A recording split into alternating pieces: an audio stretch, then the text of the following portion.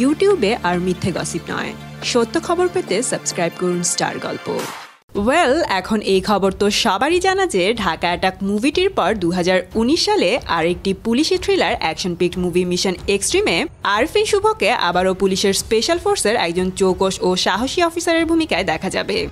এখন এই ঢাকা অ্যাটাক কিন্তু ছিল আরফিন শুভর জন্য তার ক্যারিয়ারের একটি টার্নিং পয়েন্ট। আর এই ছবিতে তার দুর্দান্ত পারফরমেন্স দেখে সবাই ভেবে নিয়েছিল বাংলাদেশের নেক্সট সুপারস্টার আরফিন শুভ। কিন্তু এরপরে ব্যাক টু ব্যাক বেশ কয়েকটি সিনেমা ফ্লপ হওয়ার পর তার ক্যারিয়ার নিয়ে অনেকে দুশ্চিন্তায় ছিল। তবে এবার মিশন এক্সট্রিম হতে পারে তার ক্যারিয়ারের জন্য আরও একটি টার্নিং পয়েন্ট, এবং মিশন এক্সট্রিমের জন্য বেশ জোরে সোরে প্রিপারেশন নিচ্ছেন আরফিন শুভ। নিজেকে চরিত্রের উপযোগী করে তুলতে 4 মাস ধরে চলছে তার এই প্রিপারেশন, কোনো ফাঁকি দিচ্ছেন না।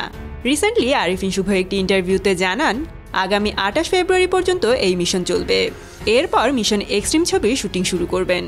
তিনি আরও জানান যে তার চরিত্রের জন্য প্রত্যাশিত একটি লুক দরকার, এবং এর জন্য তাকে ফিজিক্যাল ট্রান্সফরমেশনের মধ্য দিয়ে যেতে হবে। শত ব্যস্ততার মধ্যেও জিমে গিয়ে এই কাজ করছেন তিনি। এছাড়া তিনি আরও জানান যে এরই মধ্যে 6 কেজি ওজন কমিয়েছেন।